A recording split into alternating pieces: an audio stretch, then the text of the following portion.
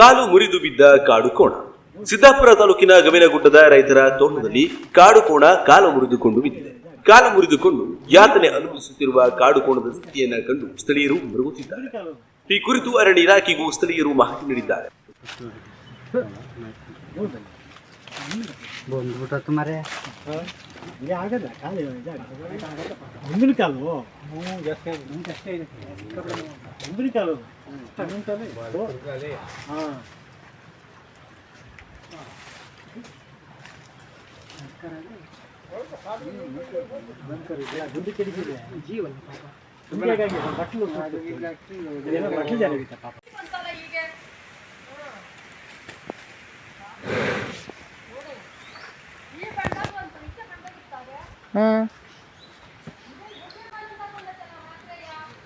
ನೀವು ಮನೆ ಅಥವಾ ಮಳಿಗೆಗಳನ್ನ ಕಟ್ಟಿದ್ದೀರಾ?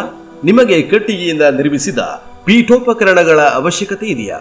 ಹಾಗಾದ್ರೆ ಬನ್ನಿ, ಹೊನ್ನಾವರ ರೈಲ್ವೆ ಸ್ಟೇಷನ್ ರೋಡ್, ಕರ್ಕಿ ಹತ್ತಿರದ ರಾಷ್ಟ್ರೀಯ ಹೆದ್ದಾರಿಯ ಪಕ್ಕ ಇರುವ ಪವಮಾನ ಫರ್ನಿಚರ್ ವರ್ಕ್ಸ್ಗೆ.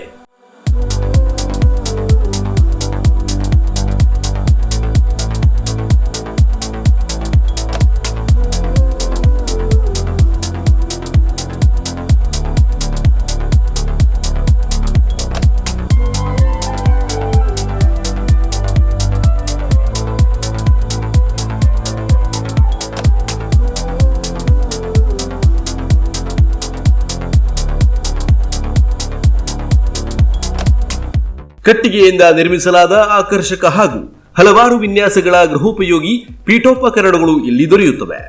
ಅನುಭವಿ ಹಾಗೂ ಗುಣಮಟ್ಟದ ಕೆಲಸಗಳಿಗೆ ಹೆಸರುವಾಸಿಯಾದ ಯೋಗೇಶ್ ನಾಯ್ಕ್ ರವರ ಕೆಲಸವೇ ಅವರ ಗುಣಮಟ್ಟ ಹಾಗೂ ನೈಪುಣ್ಯತೆಯ ಪರಿಚಯ ನಿಮಗೆ ನೀಡುತ್ತೆ.